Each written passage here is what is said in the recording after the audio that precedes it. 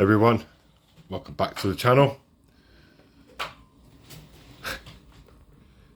Yes, I know you're going to say, what's Plastic Man doing on the top of there? It's for a short. It's inspired by many of you viewers. So, yeah, it's for you guys. Right, I want to talk about something serious for a change. I've actually wanted to do this video for a while. But obviously, with the news yesterday about Hattons, and I know a lot of people are going to jump on the bandwagon about this and all the rest of it. But it's not purely about, obviously, the news of Hattons closing down, which is a massive model railway shop. But I want to talk about our hobby in general, especially for the guys doing OO gauge. You know, what's going to happen to our hobby, you know, in 10 or 20 or 30 years' time? Because the thing that I want to say about, obviously, I'm just going to touch on the Hattons thing just quickly, is in their statement, they said they've seen a decline in, basically in sales. Now, you know, I know, you know, a lot of people don't actually physically go into model shops these days. You know, we tend to buy off the internet and the postman brings it straight to our door. Oops, I've just sped that up a little bit too fast.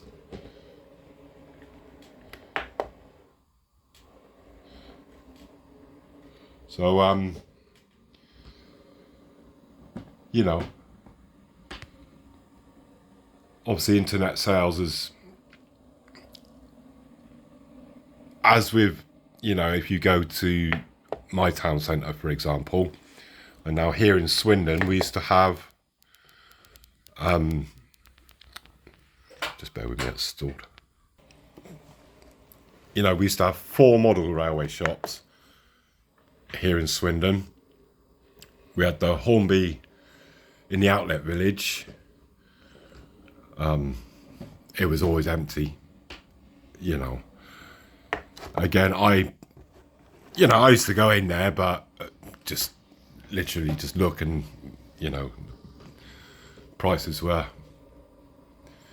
you know, for what Hornby is, and I'm not really going to get into that, but it was expensive, you know, and just literally there was just one person there just sat there doing her nails, basically. So it was no shocker that that closed down. And 2 other model shops basically closed.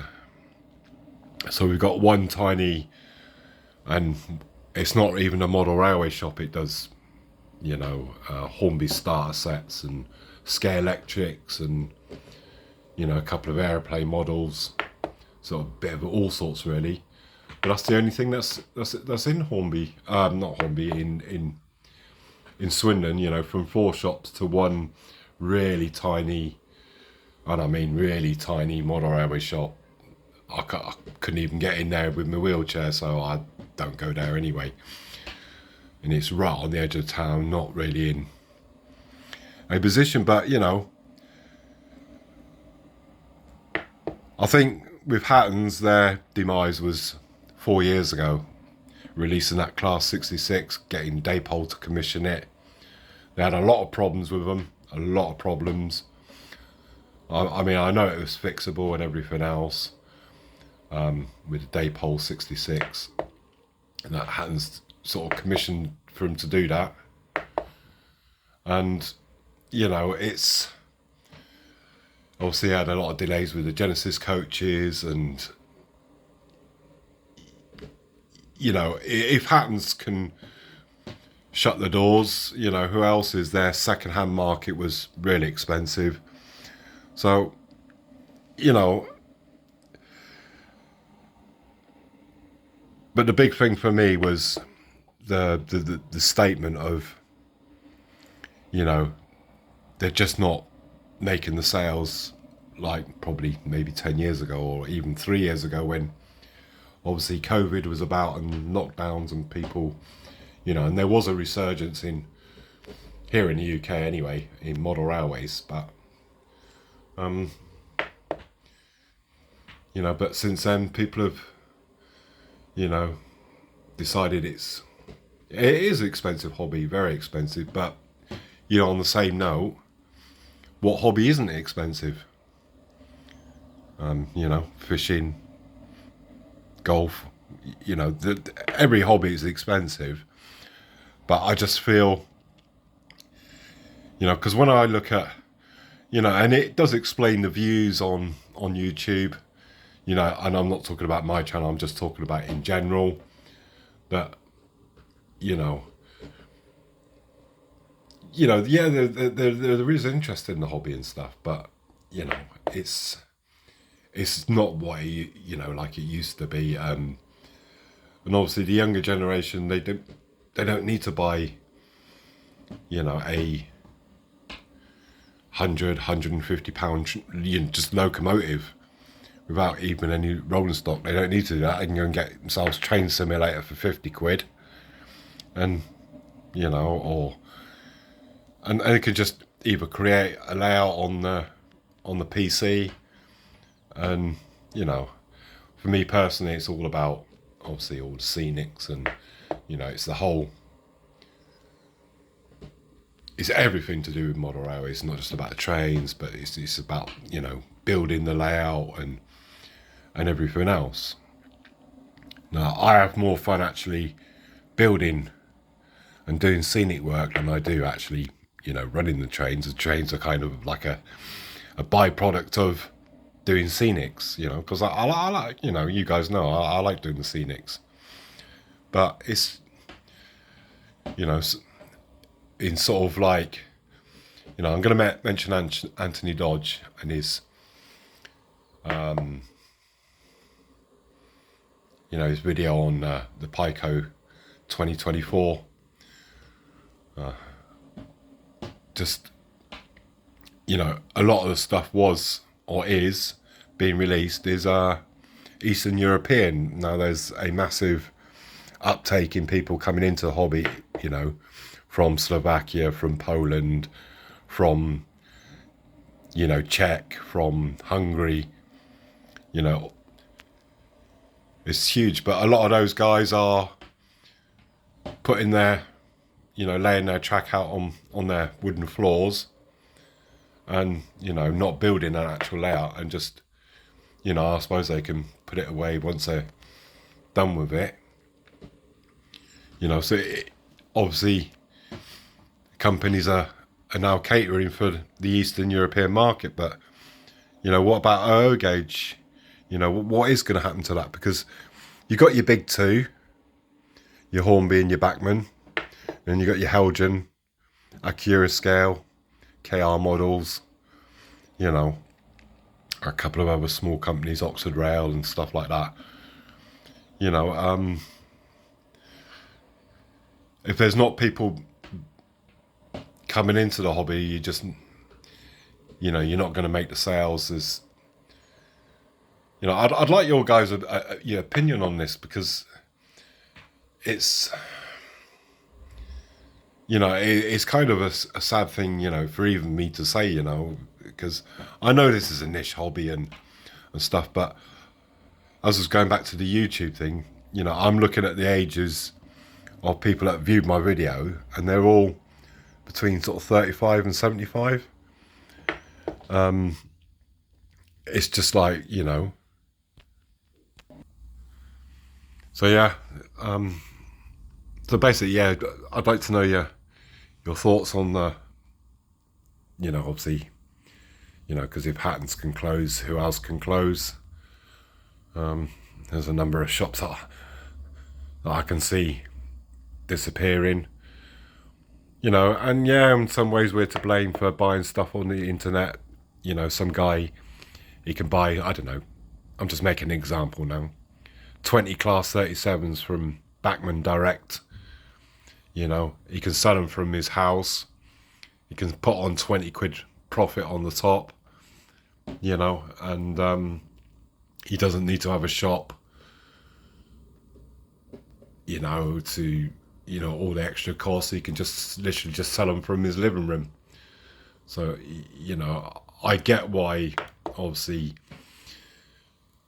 model shops are in decline just in general, because obviously you got to pay for heating, lighting, you know, and even if it's just owner operator, as they say, you know, obviously he's got to be making a profit and, you know, paying rent on the shop and everything else is, you know, all costs, you know, and you've got to drive obviously a certain amount of sales to cover those costs. Whereas a guy selling 20 locos from his living room, you know, he doesn't need to have a shop front. He can just put it on the internet. So I get that. I understand that. And I understand Hatton's statement with the decline in sales, because there's a lot of people that are just literally just selling from home, you know, and they can be a lot cheaper than model railway shops. You know, that E95 that I had, you know, it was in my basket for literally over a year, you know, and it wasn't till Christmas that I got the, you know, that 40% off. It's just like,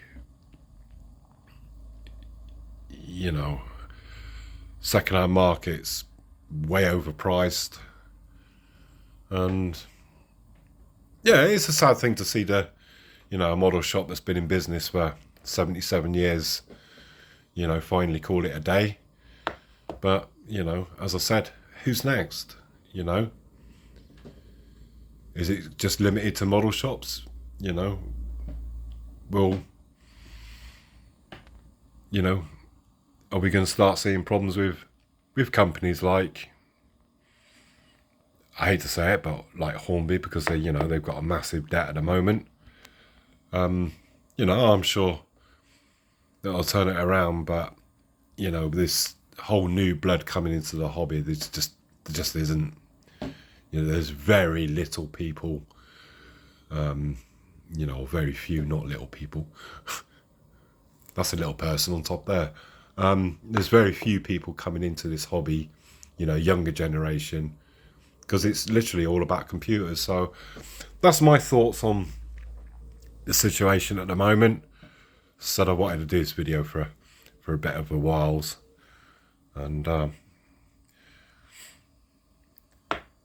yeah, I just, you know, long may it continue, the hobby, but I just fear, especially for UK sort of enthusiasts, that it's just, you know, they're going to struggle, basically. You know, there's nothing exciting to the market anymore. That's the reason why I got out of OO Gauge, because it was always about class 66s and 37s. It was the same old thing, and it still is. Class 37s, bloody galore, you know. And, you know, I get you, if you got the tool in there, you know, you want to make as many different models from that one mold as possible, but, you know, it'd be nice to see something exciting like class 13 or something, you know. So, there's plenty of models that can be done, but obviously, you know, it needs retooling and the molds and the castings and all the rest of it. I get that, I understand that, and you know, yeah, we're gonna, obviously, people that are into a hobby are into the hobby, but just, I wish there was more people coming into the hobby, because it would drive the prices down and not up. So I'm going to leave it there. Plastic Man's waving goodbye, and that is my thoughts, and I shall see you with my Pico new release in a couple of days. Thanks guys, thanks for watching, take care now.